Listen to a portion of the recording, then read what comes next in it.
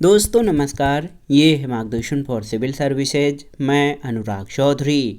दोस्तों उत्तर प्रदेश लोक सेवा आयोग द्वारा आयोजित किए जाने वाले आरओ यानी समीक्षा अधिकारी सहायक समीक्षा अधिकारी परीक्षा के लिए प्रस्तुत है सामान्य अध्ययन के महत्वपूर्ण प्रश्नों का प्रैक्टिस सेट।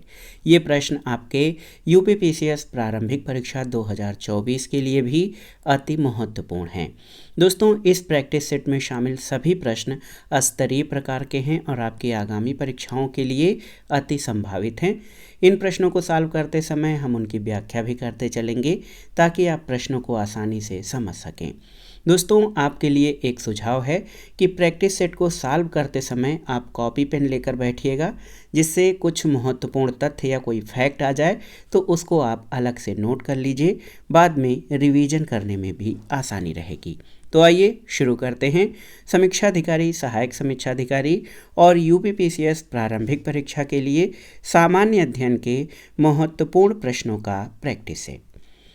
पहला प्रश्न है दोस्तों, थारू जनजाति के बारे में कौन सा कथन सत्य है। यहाँ पर आप देखिए दो कथन आपके दिए गए हैं, तीन कथन दिए गए हैं और इसमें से बताना है कि थारू जनजाति के बारे में इनमें से कौन से कथन आपके सही हैं। पहला है थारू जनजाति उत्तर प्रदेश उत्तराखंड और बिहार में है, तो ये बिल्कुल सही कथन है। दूसरा कथन है कि ये उत्तराखंड की सबसे बड़ी जनजाति और उत्तर प्रदेश की तीसरी सबसे बड़ी जनजाति है, ये कथन भी आपका सही है। ये बिहार की चौथी सबसे बड़ी जनजाति है, ये आपका सही नहीं है। तो यहाँ पर देखिए 1 और 2 आपके सही हो जाएंगे, ऑप्शन ए सही उत्तर हो जाएगा। दोस्तों आप जान लीजिए कि थारू जनजाति जो है ये उत्तर प्रदेश बिहार और उत्तराखंड तीनों राज्यों में निवास करती है। ये उत्तराखंड की सबसे बड़ी जनजाति है और बिहार और उत्तर प्रदेश की तीसरी सबसे बड़ी जनजाति है। जनसंख्या के आधार पर इनकी सर्वाधिक संख्या बिहार में है। तो याद रखिएगा थारू जनजाति उत्तर प्रदेश उत्तराखंड और बिहार तीनों राज्यों में मिलती है और ये उत्तराखंड की सबसे बड़ी जनजाति है और बिहार और उत्तर प्रदेश की तीसरी सबसे बड़ी जनजाति है। अगला प्रश्न है, निम्नलिखित कथनों पर विचार कीजिए और नीचे दिए गए कूट से सही उत्तर का चयन करिए। यहाँ पर आप देखिए 4 कथन आपके दिए गए हैं, इनमें से आपको बताना है कि कौन से कथन सही हैं। बहुत ध्यान से सुनिएगा।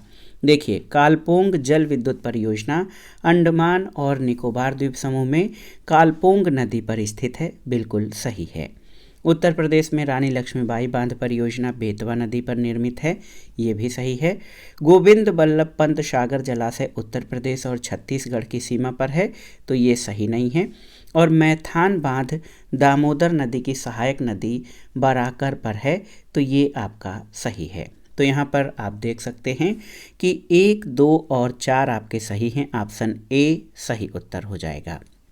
और आप जान लीजिए कि गोविंद बल्लभ सागर जलाशय जो है उत्तर प्रदेश के सोनभद्र जिले में है, जो कि मध्य प्रदेश की सीमा के पास है, न कि उत्तर प्रदेश और छत्तीसगढ़ की सीमा पर। अन्य जो कथन हैं 1, 2 और 4 आपके सही हैं।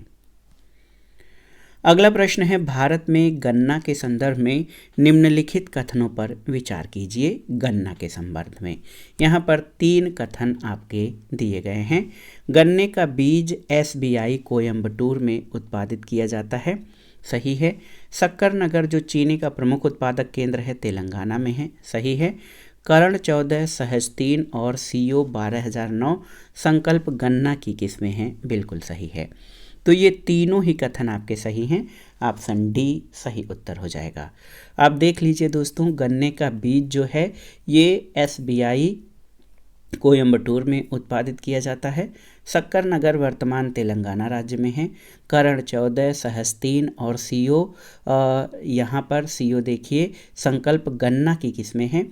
गन्ना सलाहकार संस्थान यानी केन एडवाइजर ऐप गन्ना प्रजनन संस्थान कोयम्बटूर के द्वारा भारतीय कृषि अनुसंधान परिषद के सहयोग से विकसित किया गया है। तो यहाँ पर एक महत्वपूर्ण तथ्य आपको मिल गया है।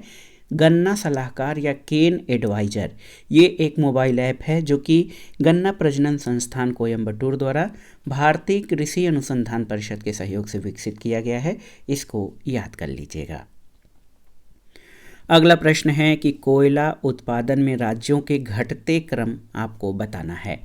तो सही उत्तर क्या हो जाएगा दोस्तों, कोयला उत्पादन, जो कि आंकड़े हैं इंडियन मिनरल ईयरबुक 2021 के, उसके अनुसार भारत में कोयला उत्पादन में शीर्ष 5 राज्य छत्तीसगढ़, उड़ीसा, मध्य प्रदेश, झारखंड और तेलंगाना है। तो यहाँ पर सही उत्तर ऑप्शन ए हो जाएगा, छत्तीसगढ़, उड़ीसा, मध्य प्रदेश और झारखंड, ये कोयला उत्पादन के शीर्ष 4 राज्य हैं। इसके बाद झारखंड के बाद तेलंगाना का आता है। कोयले के संचित भंडार में, ये भी पूछता है संचित भंडार में, तो भंडार में झारखंड पहले स्थान पर है, ओडिशा दूसरे स्थान पर, छत्तीसगढ़ तीसरे स्थान पर और वेस्ट बंगाल जो है ये चौथे स्थान पर है, ये कोयला के संचित भंडारों के आधार पर। लेकिन उत्पादन यहाँ पर पूछा गया है तो छत्तीसगढ़, उड़ीसा, मध्य प्रदेश और झारखंड ये कोयला उत्पादक राज्यों का घटता क्रम है। अगला प्रश्न है, यहाँ पर आप देखिए दोस्तों, अगला प्रश्न महत्वपूर्ण है कि दिसंबर 2022 तक पवन ऊर्जा यानी विंड एनर्जी की स्थापित क्षमता के संदर्भ में 4 बड़े राज्य कौन से हैं? तो सही उत्तर, सबसे बड़ा राज्य पवन ऊर्जा में तमिलनाडु है, दूसरे स्थान पर आपका गुजरात है, तीसरे पर कर्नाटक और चौथे पर महाराष्ट्र। तो सही उत्तर ऑप्शन ए हो जाएगा। इस प्रश्न को भी बहुत अच्छे से तैयार करिएगा, ये महत्वपूर्ण है क्योंकि पवन ऊर्जा की स्थापित क्षमता जो है दिसंबर 2022 तक की जो आंकड़े हैं उनके आधार पर तमिलनाडु शीर्ष पर है, गुजरात दूसरे पर, कर्नाटक तीसरे और महाराष्ट्र चौथे स्थान पर है।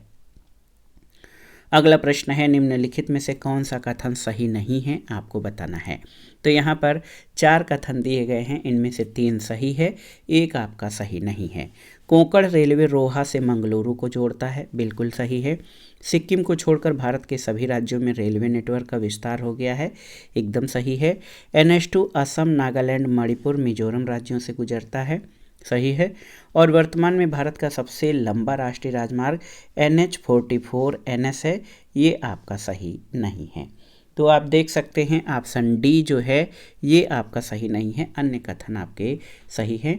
5 मार्च 2010 को जारी अधिसूचना के तहत राष्ट्रीय राजमार्गों को नया क्रम दिया गया है और इसके तहत भारत का सबसे लंबा राष्ट्रीय राजमार्ग NH27EW है। ये असम, बिहार, गुजरात, मध्य प्रदेश, राजस्थान, उत्तर प्रदेश और पश्चिम बंगाल से होकर गुजरता है। कोंकण रेलवे रोहा यानी मुंबई से प्रारंभ होकर ठोकुर मंगलुरु तक विस्तारित है। अगला प्रश्न है, इंडोनेशिया के संदर्भ में निम्नलिखित में से कौन से कथन सही है? यहाँ पर 2 कथन आपको दिए गए हैं और आपको बताना है इंडोनेशिया के संदर्भ में इन 2 कथनों में कौन से कथन सही हैं। देखिए, माउंट मेरापी तथा क्राकाटाओ यहाँ के ज्वालामुखी हैं, बिल्कुल सही है। और यहाँ पर लगभग 17,000 से अधिक छोटे बड़े द्वीप हैं। दोनों ही कथन आपके सही हैं, ऑप्शन सी आपका सही उत्तर है। इंडोनेशिया के संदर्भ में आप जान लीजिए, इंडोनेशिया दक्षिण पूर्व एशियाई देश है। यहाँ पर लगभग 130 सक्रिय ज्वालामुखी हैं। Mount Merapi, Krakatoa, mount Sinabung यहाँ के प्रमुख सक्रिय ज्वालामुखी हैं और यहाँ पर लगभग 17,000 से अधिक छोटे बड़े द्वीप हैं। अगला प्रश्न महत्वपूर्ण है और अगर आप मैप अच्छे से तैयार किए रहेंगे तो इस प्रश्न का उत्तर दे पाएंगे। पूछा गया है कि कौन अफ्रीका महाद्वीप के दक्षिण पश्चिमी भाग में स्थित है, देश के बारे में। ऑप्शन है अंगोला, बोत्सवाना, लाइबेरिया या गैबन। तो सही उत्तर अंगोला हो जाएगा, ऑप्शन ए। अंगोला अफ्रीका महाद्वीप के दक्षिण पश्चिम में, गैबन भूमध्य रेखा पर पश्चिमी अफ्रीका में, लाइबेरिया उत्तरी पश्चिमी अफ्रीका में स्थित देश है। तो अंगोला अफ्रीका महाद्वीप के दक्षिण पश्चिम में स्थित देश है। अगला प्रश्न देखिए, निम्नलिखित में से कौन सा युग्म सुमेलित नहीं है, आपको बताना है। महत्वपूर्ण प्रश्न है। नदी और उनके किनारे स्थित जो शहर हैं उनके बारे में। चाओ फ्राया के किनारे बैंकॉक है, सही है। असनसियन के किनारे पराग्वे, सही है। मिसिसिपी के किनारे न्यू ऑरलियंस, सही है। टगस ड्रेसडेन ये आपका सही नहीं है। दोस्तों याद रखिएगा, टगस नदी के तट पर पुर्तगाल का लिस्बन जो शहर है ये टगस नदी के किनारे है, जो कि लिस्बन शहर पुर्तगाल की राजधानी है।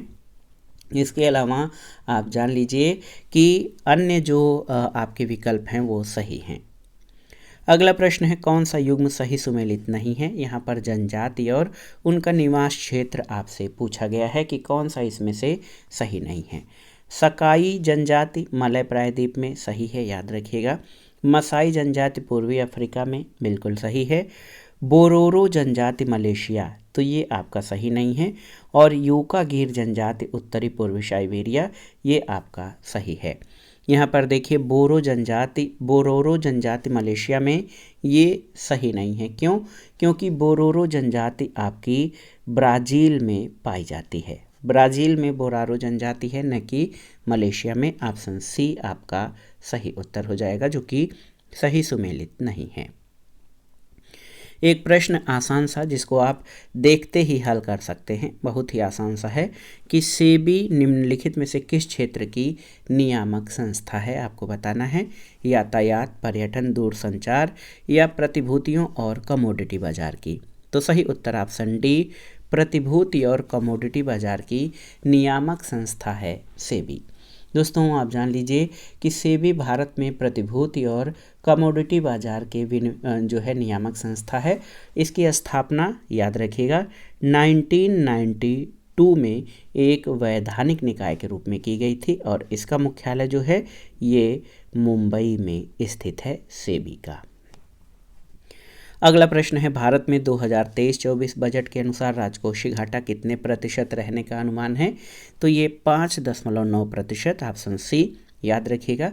2023-24 के बजट के अनुसार राजकोषीय घाटा या फिस्कल डेफिसिट ये 5.9% रहने का अनुमान है। अगला प्रश्न है निम्नलिखित में से कौन से उद्योग 8 कोर उद्योगों में शामिल हैं। तो यहाँ पर 4 विकल्प आपके दिए गए हैं, उसके बाद कोड की सहायता से आपको सही उत्तर का चयन करना है। विद्युत शामिल है, इस्पात शामिल है, कोयला शामिल है, सीमेंट शामिल है। तो ये चारों ही कोर उद्योग में शामिल हैं। दोस्तों याद रखिएगा कि भारत के 8 कोर उद्योगों में कौन कौन से, तो विद्युत, इस्पात, इसके अलावा आप यहाँ पर और 4 के नाम देख लीजिए। रिफाइनरी उद्योग है, इसके अलावा कच्चा तेल यानी क्रूड ऑयल, कच्चा तेल हो गया। इसके बाद क्या होगा, प्राकृतिक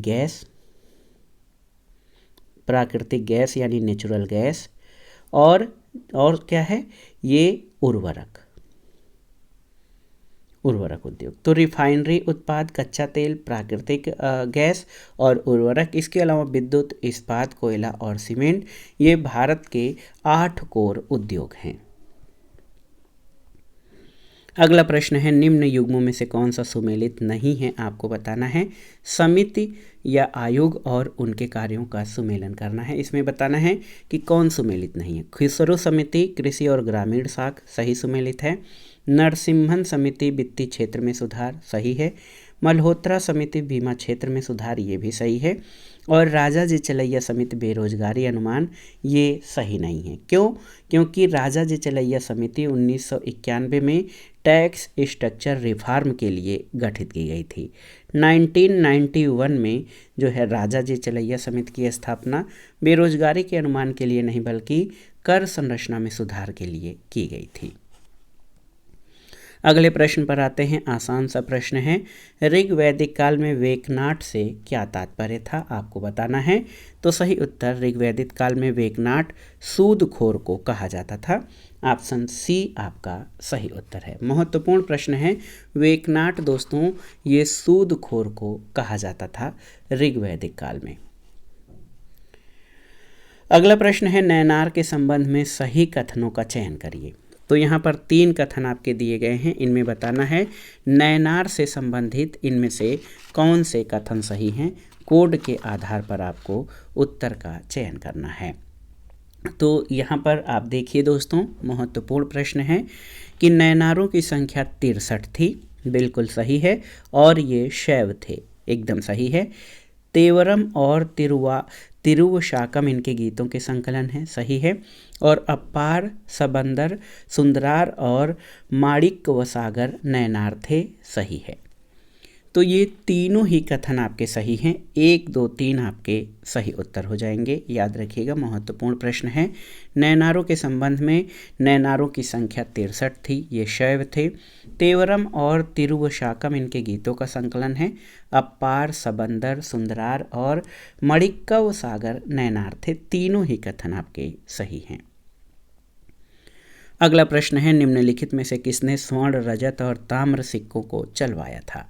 ऑप्शन में है सातवाहन, कुषाण, कलचुर या गुप्त। तो सही उत्तर आपका हो जाएगा कलचुर। ऑप्शन सी आपका सही उत्तर हो जाएगा। देखिए, कलचुर शासकों ने। दोस्तों, कलचुर राजवंश ने सोना, चांदी और तांबे के सिक्के चलवाए। सातवाहन शासकों ने चांदी, तांबा और शीशे के सिक्के जारी किए थे। तो सही उत्तर कलचुरी हो जाएगा, ऑप्शन सी। अगला प्रश्न है, निम्नलिखित में से कौन सा ग्रंथ व्याकरण से संबंधित है? तिरुकुरुल, तोलकाप्पियम, शिल्पाधिकारम या मणिमेखलाई। तो इसमें से बताना है कि कौन सा ग्रंथ आपका व्याकरण से संबंधित है। सही उत्तर तोलकाप्पियम। याद रखिएगा, तोलकाप्पियम तमिल भाषा का व्याकरण ग्रंथ है। इसके प्रणयनकर्ता तोलकाप्पियर ऋषि अगस्त्य के 12 शिष्यों में से एक थे और इस ग्रंथ की रचना सूत्र शैली में की गई है। तिरुकुरुल दर्शन पर, शिल्पाधिकारम प्रेम कथा पर और मणिमेखलाई वणिक कथा पर आधारित है। अगले प्रश्न पर आते हैं दोस्तों। महत्वपूर्ण प्रश्न है, आप देखिए, बहुत ही महत्वपूर्ण प्रश्न है यहाँ पर कि जमात खाना मस्जिद का निर्माण किसने करवाया था? तो ये प्रश्न आपको याद रहना चाहिए, खिज्र खां। यहाँ पर ऑप्शन सी सही उत्तर है। जमात खाना मस्जिद का निर्माण खिज्र खां के द्वारा कराया गया था। अगला प्रश्न है, मुगलकालीन प्रशासन के संदर्भ में निम्नलिखित कथनों पर विचार कीजिए और दिए गए कोड से सही उत्तर का चयन करिए। यहाँ पर 3 कथन आपके दिए गए हैं। बताना है कि कौन से जो है कथन सही हैं और उसके आधार पर सही कोड क्या होगा। तो देखिए, मीर बख्शी सैन्य विभाग का प्रधान होता था मुगल प्रशासन में, बिल्कुल सही है। अहदी सैनिक बादशाह के अंगरक्षक के रूप में कार्य करते थे, बिल्कुल सही है। लोक आचरण अधिकारी को मुशरिफ कहते थे, ये सही नहीं है। तो कथन 1 और 2 सही हैं, ऑप्शन ए आपका सही उत्तर हो जाएगा। दोस्तों, मुगलकालीन प्रशासन में मीर बख्शी सैन्य विभाग का प्रधान होता था। अहदी सैनिकों की नियुक्ति बादशाह द्वारा होती थी और ये बादशाह के अंगरक्षक यानी बॉडीगार्ड के रूप में कार्य करते थे। और लोक आचरण अधिकारी को मुहतसिब या मुहतिब कहा जाता था, न कि मुशरिफ। मुशरिफ जो होता था ये ऑफिस संभालने वाला अधिकारी होता था, कार्यालय। तो लोक आचरण का अधिकारी मुतशिब होता था, न कि मुशरिफ। अगला प्रश्न है दोस्तों, महत्वपूर्ण प्रश्न है। देखिए, एक बुक है गांधीज ट्रुथ यानी गांधी का सत्य पुस्तक के लेखक कौन हैं? गांधी का सत्य पुस्तक किसके द्वारा लिखी गई है? तो ये हैं एरिक एरिक्सन। एरिक एरिक्सन के द्वारा दोस्तों गांधीज ट्रुथ पुस्तक लिखी गई है। जेम्स मिल की पुस्तक the history of British India, William Digby की पुस्तक prosperous British India, A revelation from official records है। तो याद रखिएगा दोस्तों, एरिक एरिक्सन की पुस्तक है गांधीज ट्रुथ।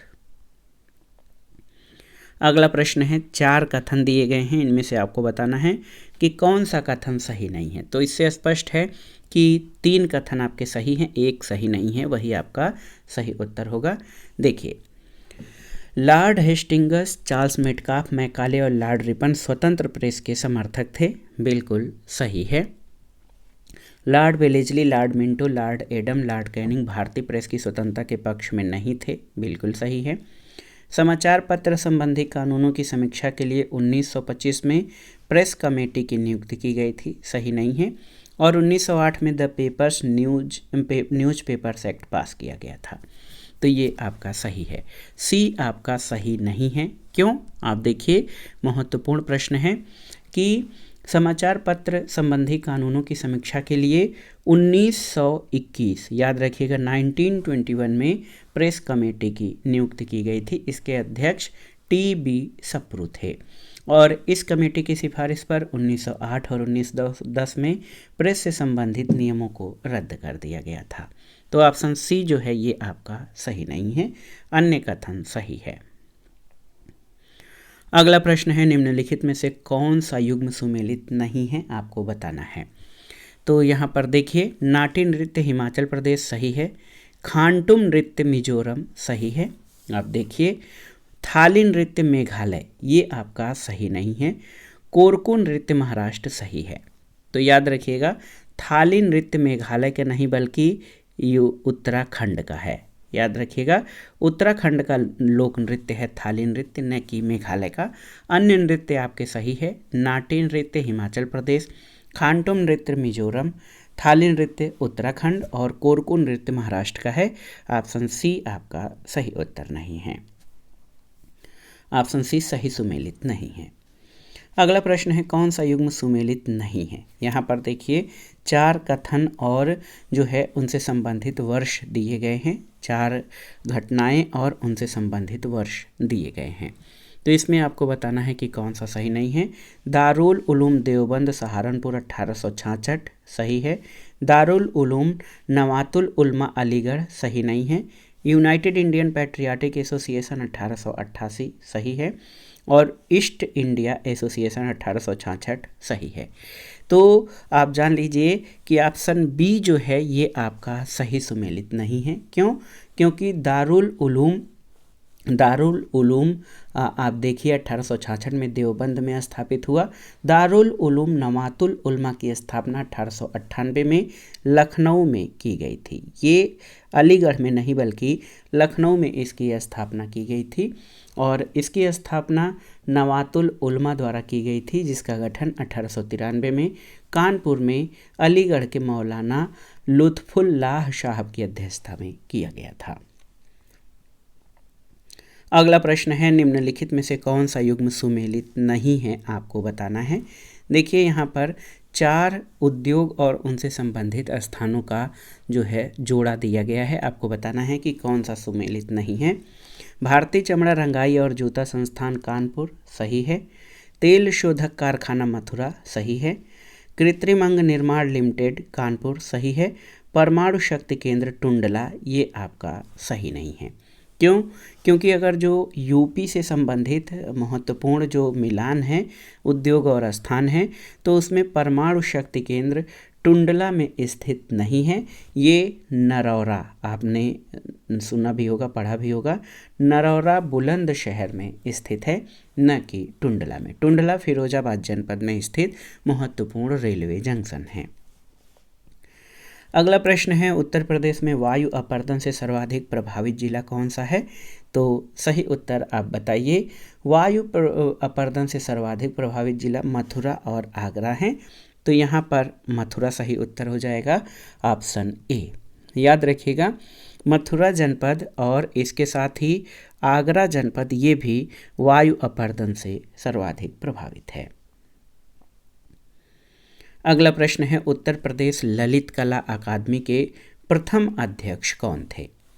ऑप्शन है डॉक्टर संपूर्णानंद, जयशंकर प्रसाद, सुमित्रानंदन पंत या फिर जवाहरलाल नेहरू।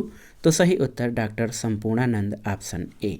याद रखिएगा, 8 फरवरी 1962 को एक स्वायत्त कला संस्थान के रूप में उत्तर प्रदेश राज्य ललित कला अकादमी की स्थापना ये लखनऊ में की गई थी। इसके प्रथम अध्यक्ष डॉक्टर संपूर्णानंद थे। तो याद रखिएगा, उत्तर प्रदेश ललित कला अकादमी जो लखनऊ में है, इसके प्रथम अध्यक्ष डॉक्टर संपूर्णानंद थे। अगला प्रश्न है, भारत के निम्नलिखित राज्यों या केंद्र शासित प्रदेशों के समूहों में से कौन सा समूह पाकिस्तान से सीमा बनाता है?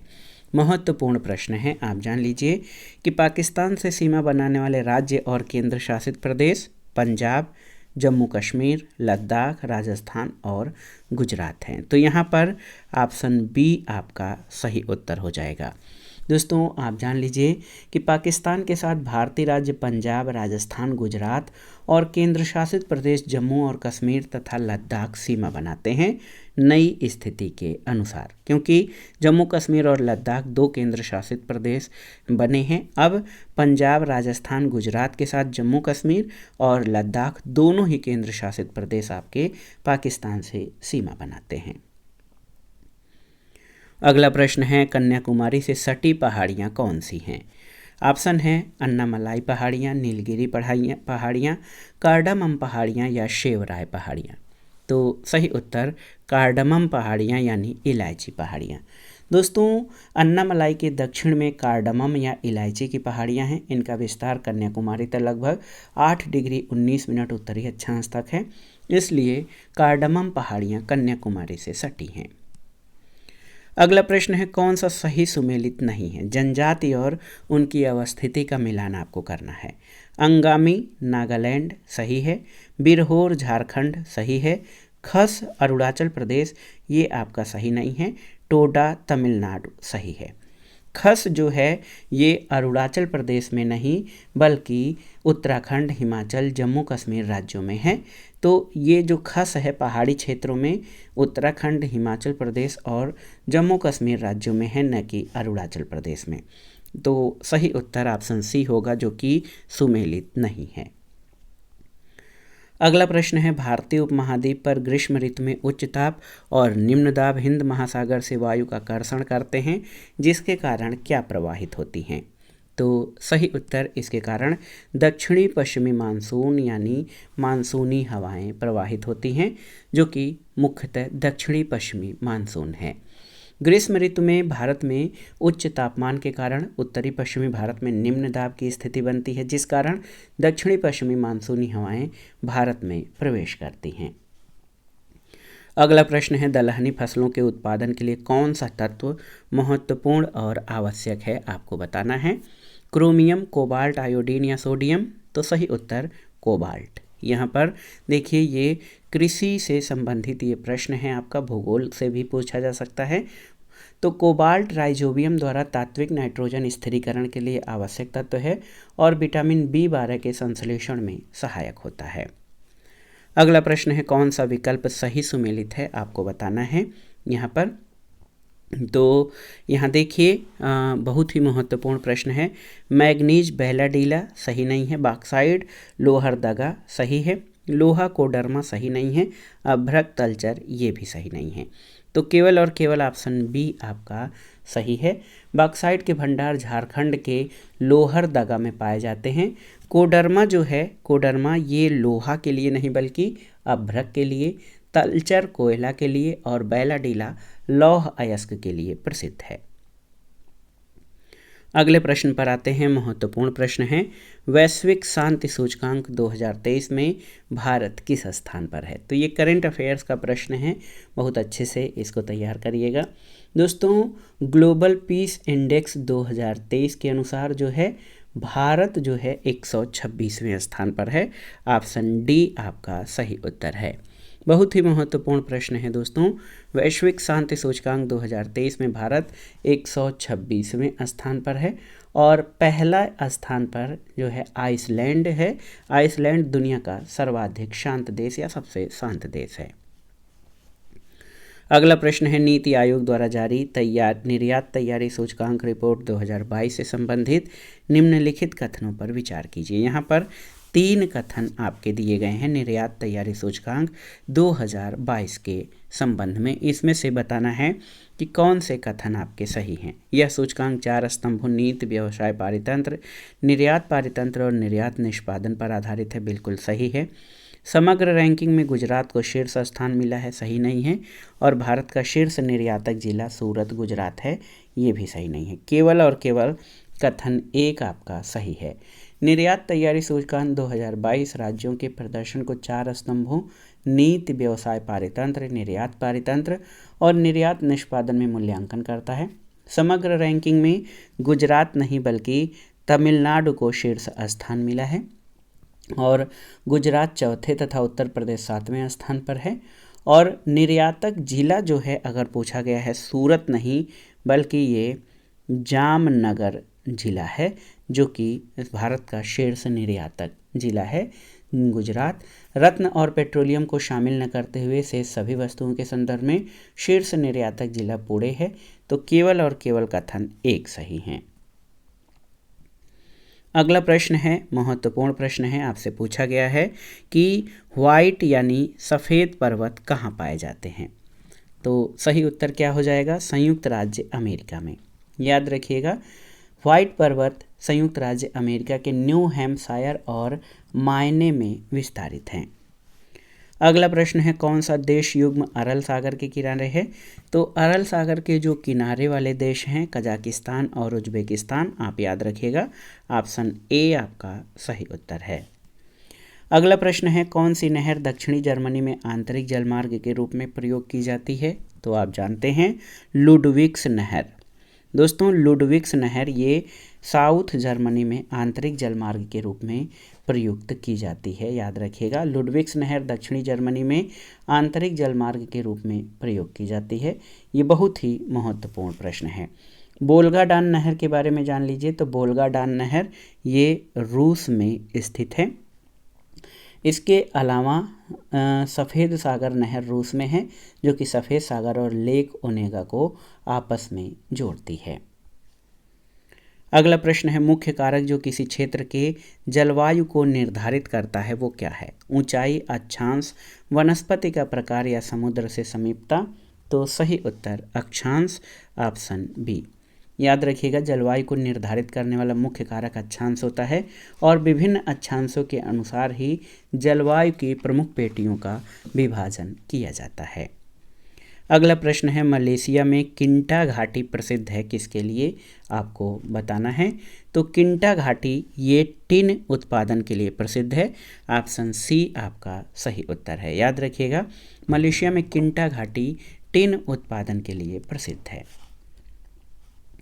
अगला प्रश्न है, वेनेजुएला के निम्नलिखित पत्तन। देखिए, वेनेजुएला के निम्नलिखित पत्तन नगरों में से किस एक को तेल पत्तन के रूप में विकसित किया गया है? तो सही उत्तर मरकैबो पत्तन। दोस्तों, मरकैबो पत्तन जो है ये मरकैबो झील के किनारे स्थित है और ये सबसे बड़ी झील है दक्षिण अमेरिका महाद्वीप की, और ये खनिज तेल भंडारों से संपन्न है। मरकैबो पत्तन का विकास इस झील पर खनिज तेल के निर्यात के लिए किया गया है और इसका उल्लेख आयल पोर्ट के रूप में किया जाता है।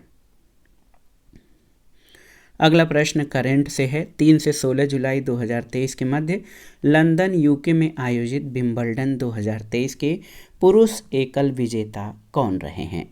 तो सही उत्तर है कार्लोस अल्कराज। ऑप्शन डी आपका सही उत्तर है। विंबलडन 2023 के पुरुष एकल विजेता कार्लोस अल्कराज स्पेन के और महिला एकल विजेता मार्केटा बोंद्रुओसवा चेक गणराज्य के रहे हैं। कार्लोस अल्कराज ने अपने कैरियर का पहला विंबलडन खिताब तथा समग्र रूप से दूसरा ग्रैंड स्लैम टूर्नामेंट जीता है। पर्यावरण पारिस्थितिकी से संबंधित अगला प्रश्न है, बायोडाइवर्सिटी शब्द का प्रयोग सबसे पहले किसने किया था? आपको बताना है। तो आप सभी जानते हैं वाल्टर जी रोसन ने। दोस्तों, आप जान लीजिए कि जैव विविधता शब्द अंग्रेजी के बायोलॉजिकल डाइवर्सिटी के रूप में सबसे पहले रेमंड एस दैसमैन ने 1968 में अपनी पुस्तक a different kind of country में दिया था। बाद में जैव विविधता को अंग्रेजी शब्द बायोलॉजिकल डाइवर्सिटी से परिवर्तित कर बायोडाइवर्सिटी के रूप में सबसे पहले प्रयोग इसका WG रोसन के द्वारा किया गया था।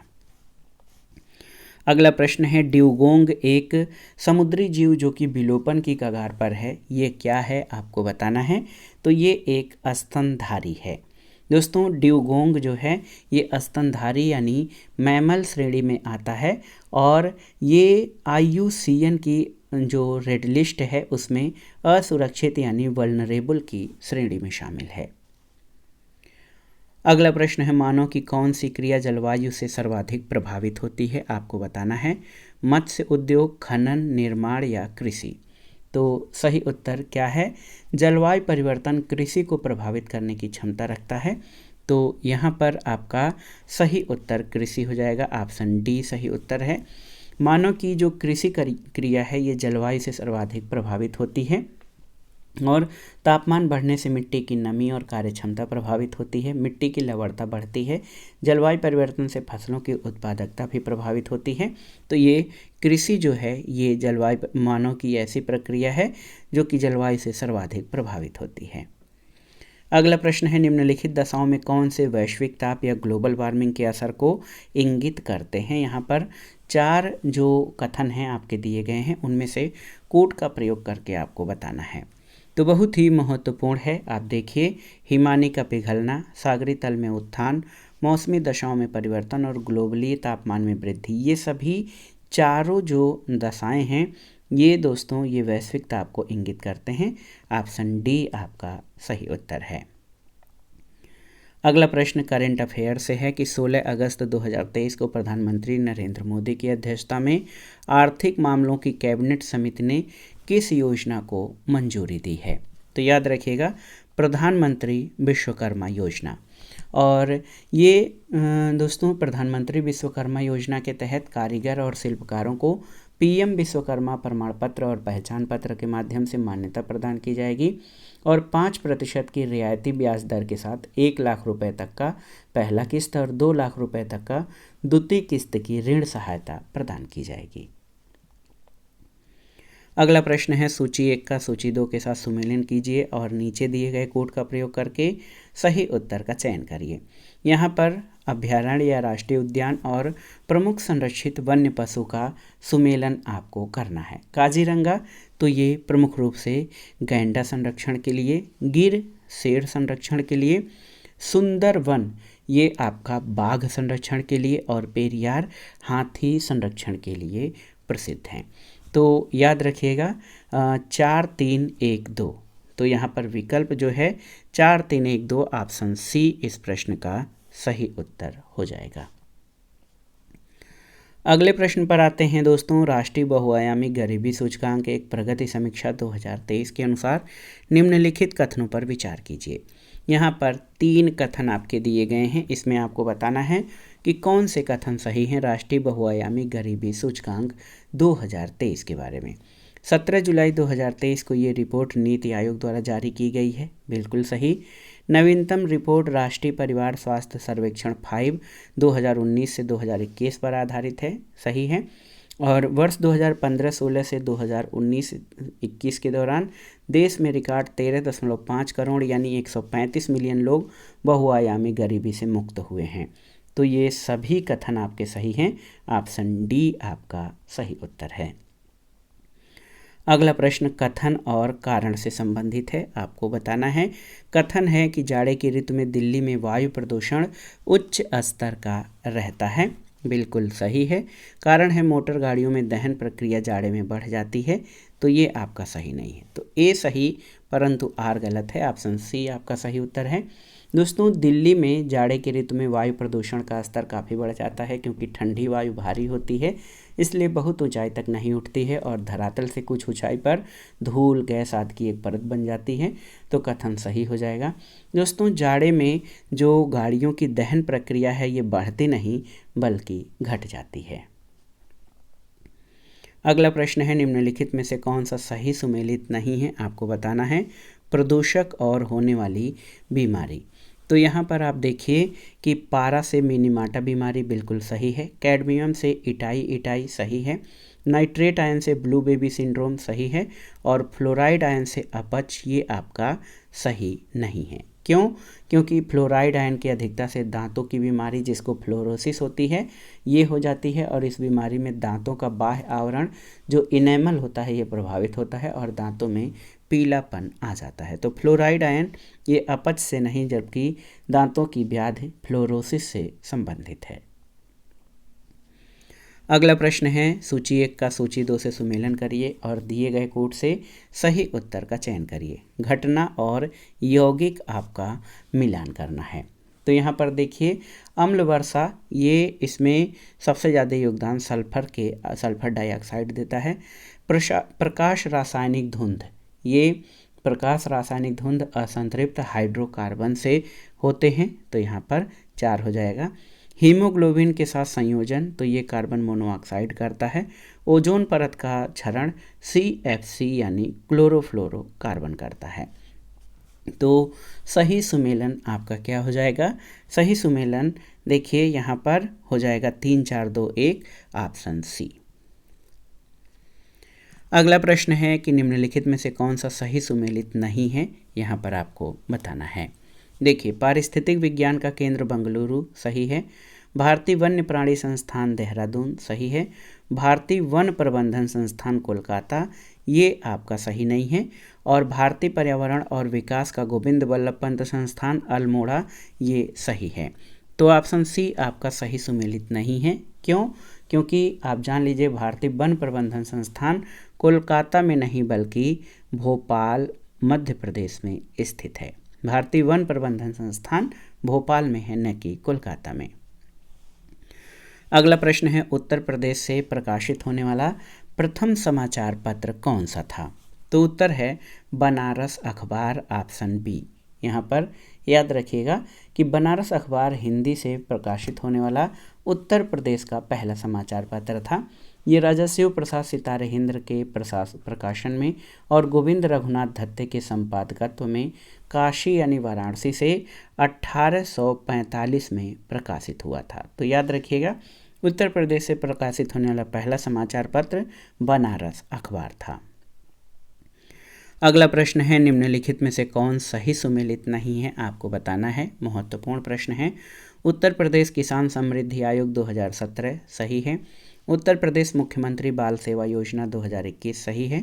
उत्तर प्रदेश मुख्यमंत्री कन्या सुमंगला योजना 2022 सही नहीं है। उत्तर प्रदेश मुख्यमंत्री अभ्युदय योजना 2021 ये आपका सही है। ऑप्शन सी आपका सही नहीं है, क्योंकि आप जान लीजिए कि उत्तर प्रदेश मुख्यमंत्री कन्या सुमंगला योजना का शुभारंभ जो है ये अक्टूबर 2019 से हुआ है। अक्टूबर 2019 से, यहाँ पर देख लीजिए, न कि 2022 से। अगला प्रश्न है, निम्नलिखित कथनों पर विचार कीजिए। यहाँ पर 3 कथन दिए गए हैं और इनके आधार पर आपको बताना है कि कौन से कथन या कूट सही हैं। उत्तर प्रदेश में वर्ष 1947 तक भारतीय राष्ट्रीय कांग्रेस के कुल 8 अधिवेशन हुए थे, सही नहीं है। इलाहाबाद, प्रयागराज और लखनऊ में 3-3 बार भारतीय राष्ट्रीय कांग्रेस के अधिवेशन हुए, सही है। बनारस के राजा शिव प्रसाद सितारे हिंद कांग्रेस के विरोधी थे, बिल्कुल सही है। तो यहाँ पर देखिए 2 और 3 कथन सही हैं। ऑप्शन ए आपका सही नहीं है, क्योंकि उत्तर प्रदेश में वर्ष 1947 तक भारतीय राष्ट्रीय कांग्रेस के कुल 8 नहीं बल्कि 9 अधिवेशन हुए थे। इसमें ये अधिवेशन 1988 इलाहाबाद में, 1988 1946 मेरठ के बीच संपन्न हुए थे। और आप जान लीजिए 1988 इलाहाबाद से 1946 में मेरठ के बीच ये अधिवेशन संपन्न हुए थे। 9 बार कुल उत्तर प्रदेश में हुए। इलाहाबाद में और लखनऊ में 3-3 बार हुए थे। और बनारस के राजा शिव प्रसाद सितारे हिंद ये कांग्रेस के विरोधी थे, सही है। अगला प्रश्न है, निम्नलिखित में से कौन सा कथन सही नहीं है? आपको बताना है। यहाँ पर 4 कथन हैं, इसमें से एक कथन आपका सही नहीं है। वर्ष 1919 में स्थापित Indian would product company limited कत्था की अग्रणी निर्माता है, सही है। कत्था खैर वृक्ष से उत्पादित होता है, सही है। कथौड़ी जनजाति कत्था बनाती है, सही है। और उत्तर प्रदेश में वाराणसी कत्था उद्योग के लिए प्रसिद्ध है, ये आपका सही नहीं है। क्यों? क्योंकि उत्तर प्रदेश में वाराणसी नहीं बल्कि बरेली जनपद आपका ये कत्था निर्माण के लिए प्रसिद्ध है। और Indian would product company limited के प्लांट इज्जत नगर, बरेली, ओसोज, बड़ोदरा और जम्मू कश्मीर में है। कत्था खैर वृक्ष के तने से प्राप्त होता है। अगला प्रश्न है, कच्छ वनस्पति के संबंध में निम्नलिखित कथनों में से कौन सही है? यहाँ पर 2 कथन आपके दिए गए हैं, इनमें से बताना है कच्छ वनस्पति के बारे में कौन से सही हैं। इन्हें तटीय जैव ढाल का सर्वोत्तम रूप माना जाता है, बिल्कुल सही है। ये केवल उष्णकटिबंधीय और उपोष्णकटिबंधीय अक्षांशों में पाए जाते हैं, सही है। तो आप जान लीजिए दोनों ही कथन कच्छ वनस्पति के बारे में सही हैं। ऑप्शन सी सही उत्तर है। अगला प्रश्न है, निम्नलिखित में से कौन सा कथन राष्ट्रीय हरित न्यायाधिकरण या नेशनल ग्रीन ट्रिब्यूनल के संदर्भ में सही है? यहाँ पर 2 कथन आपके दिए गए हैं, इनमें से आपको बताना है कि कौन सा सही है। राष्ट्रीय हरित न्यायाधिकरण एक संवैधानिक निकाय है, सही नहीं है। और नई दिल्ली में मुख्य पीठ के अतिरिक्त राष्ट्रीय हरित न्यायाधिकरण के 4 क्षेत्रीय पीठ हैं, सही है। तो ये इसमें केवल 2 सही है। ऑप्शन बी आपका सही उत्तर हो जाएगा। और दोस्तों आप जान लीजिए, बहुत ही महत्वपूर्ण प्रश्न है कि राष्ट्रीय हरित न्याय अधिकरण एक सांविधिक निकाय है, न कि संवैधानिक निकाय। इसकी स्थापना राष्ट्रीय हरित न्याय अधिकरण अधिनियम 2010 के द्वारा की गई थी और राष्ट्रीय हरित न्याय अधिकरण के 5 पीठ हैं। नई दिल्ली में मुख्य पीठ और पुणे, भोपाल, चेन्नई और कोलकाता में 4 क्षेत्रीय पीठ हैं। केवल ऑप्शन बी आपका सही है। अगला प्रश्न है, निम्नलिखित को सुमेलित कीजिए और दिए गए कोड के आधार पर सही उत्तर का चयन करिए। तो यहाँ पर खाद्य श्रृंखला क्या होती है? जीवों का अनुक्रम जो अपने अस्तित्व के लिए एक दूसरे का भक्षण करते हैं। खाद्य जाल, तो एक साथ संचालित और आपस में जुड़ी जो खाद्य श्रृंखलाएं होती हैं उनको खाद्य जाल कहते हैं। पारिस्थितिकी पिरामिड, ये खाद्य जाल में जीव स्थिति का आरेखीय प्रस्तुतिकरण होता है। और जैव रसायन चक्र, ये वायुमंडल, जलमंडल, जैवमंडल और स्थल मंडल के माध्यम से पदार्थ का चक्रीय संचालन करते हैं। तो सही उत्तर 2, 1, 4, 3। यहाँ पर देखिए 2, 1, 4, 3 ऑप्शन ए आपका सही उत्तर हो जाएगा। अगला प्रश्न है, निम्नलिखित में से कौन कृत्रिम स्वीटनिंग एजेंट नहीं है? देखिए, निम्नलिखित में से कौन कृत्रिम स्वीटनिंग या मधुरक एजेंट नहीं है? एलिटेम, आर्सेनेट, अस्पार्टेम या सैक्रिन। तो सही उत्तर आर्सेनेट। दोस्तों याद रखिएगा कि एलिटेम, अस्पार्टेम, सैक्रिन और सुक्रालोज ये कृत्रिम स्वीटनिंग एजेंट हैं, जबकि आर्सेनेट खाद्य पदार्थ या पेय पदार्थों और दवाओं को रंग प्रदान करने वाला रासायनिक रंग कण है। भारत में मताधिकार और निर्वाचित होने का अधिकार कौन सा अधिकार है? मूल अधिकार, नैसर्गिक अधिकार, संवैधानिक अधिकार या विधिक अधिकार। तो सही उत्तर है भारत में मताधिकार और निर्वाचित होने का अधिकार लीगल राइट यानी विधिक अधिकार है। दोस्तों भारत में मताधिकार और निर्वाचित होने का अधिकार एक विधिक या कानूनी अधिकार है। कई साथी इस पर प्रश्न पूछते हैं, तो आप जान लीजिए कि लोक प्रतिनिधित्व अधिनियम 1951 के द्वारा इस संबंध में प्रावधान किए गए हैं और लोक प्रतिनिधित्व अधिनियम की धारा 62 में मताधिकार या मत देने का अधिकार का प्रावधान है, जबकि धारा 79D के तहत निर्वाचन अधिकार को परिभाषित किया गया है। निर्वाचन अधिकार से किसी निर्वाचन में अभ्यर्थी के रूप में खड़े होने या खड़े न होने अथवा अभ्यर्थिता वापस लेने या न लेने या मत देने से विरत रहने का किसी व्यक्ति का अधिकार शामिल है। तो याद रखिएगा, भारत में निर्वाचित और मत देने का अधिकार विधिक अधिकार है। अगला प्रश्न है, भारत में संसद के द्वारा panchayat extension to scheduled areas कानून कब पारित किया गया था? ये प्रश्न भी बहुत ही महत्वपूर्ण है, तथ्यात्मक है। ऑप्शन है 1991, 1993, 1995 या 1996 में।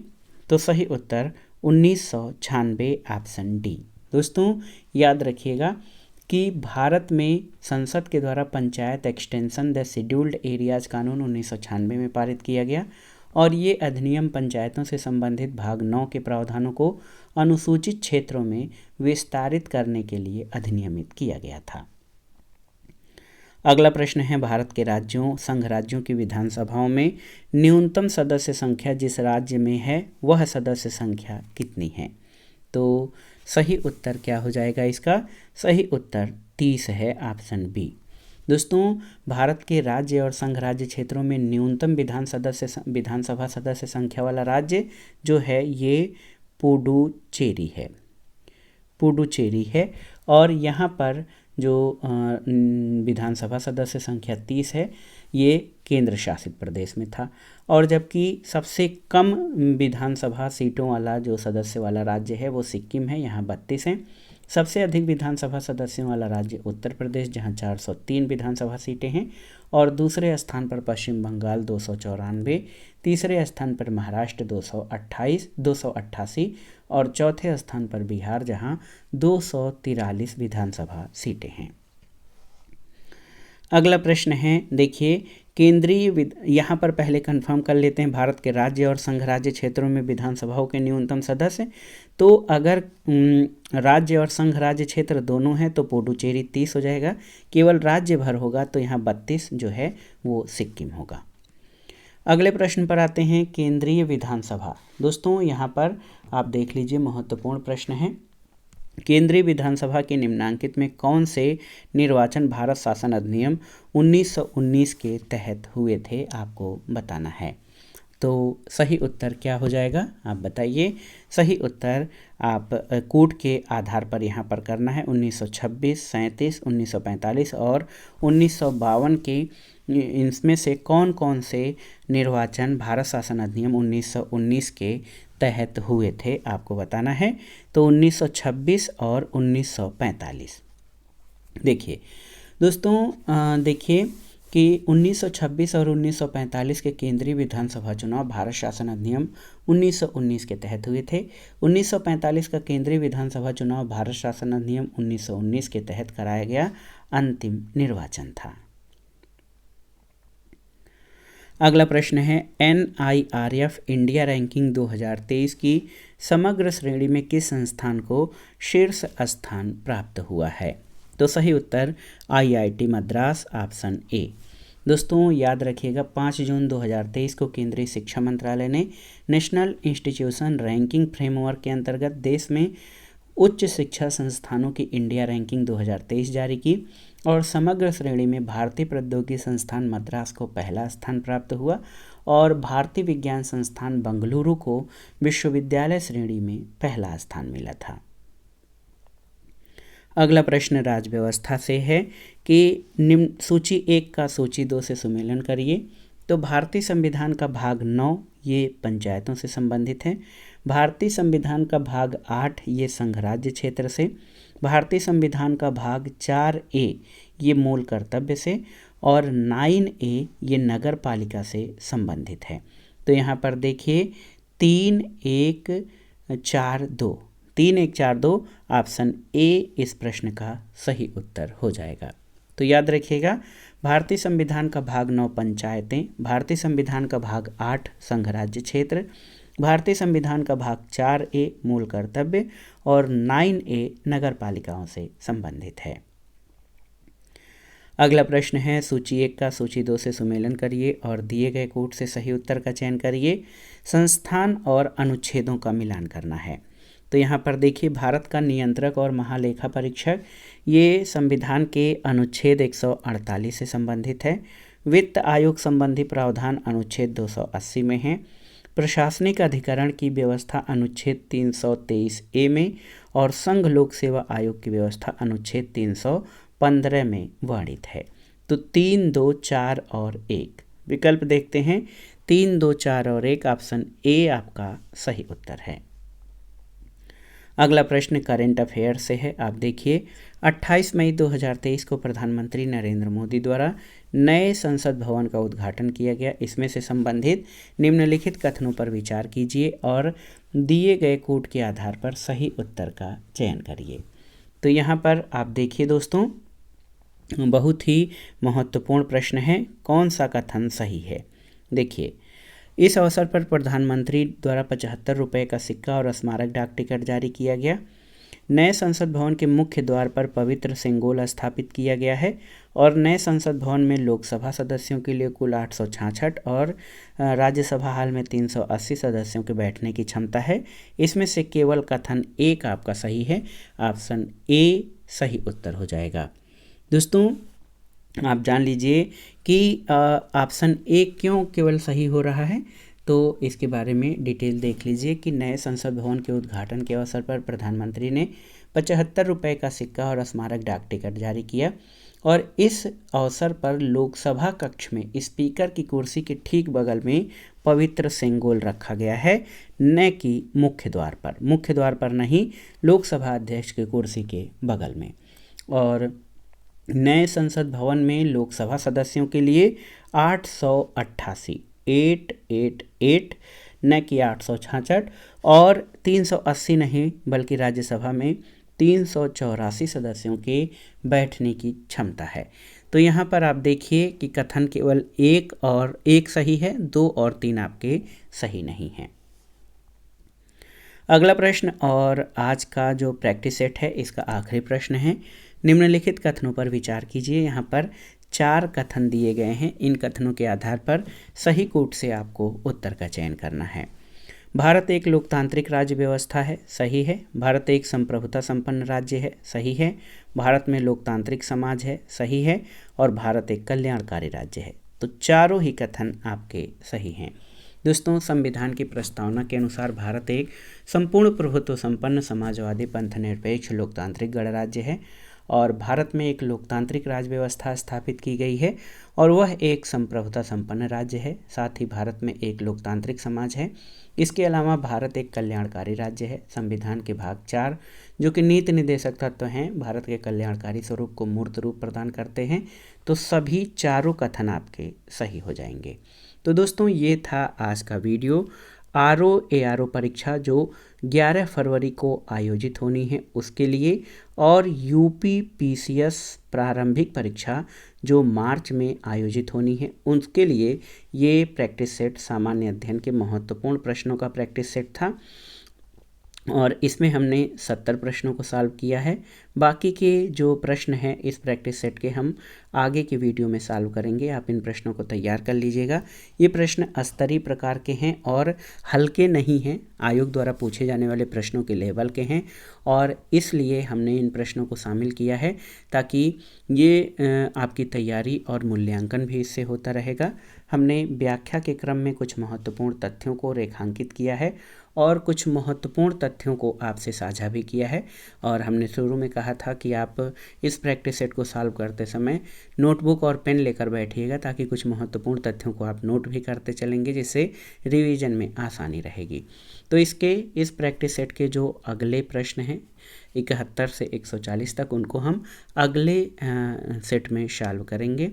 और वीडियो को लाइक करें, शेयर करें और जो RO-ARO परीक्षा है उसके लिए आप पूरे मनोयोग से तैयारी करिए। अभी समय है, आपके पास बहुत समय है, कोई ऐसा नहीं है 1 महीने से कम ही समय बचे हैं। लेकिन अगर आप पिछले 1-1.5 महीने से 2 महीने से तैयारी कर रहे हैं तो इसमें आपको सफल होने से कोई नहीं रोक सकता है। प्रैक्टिस सेट आप सॉल्व करते जाइए, साथ ही साथ जो महत्वपूर्ण अध्ययन सामग्री है उनसे आप अपनी तैयारी करते रहिए। तो चलिए आज का प्रैक्टिस सेट यहीं समाप्त करते हैं।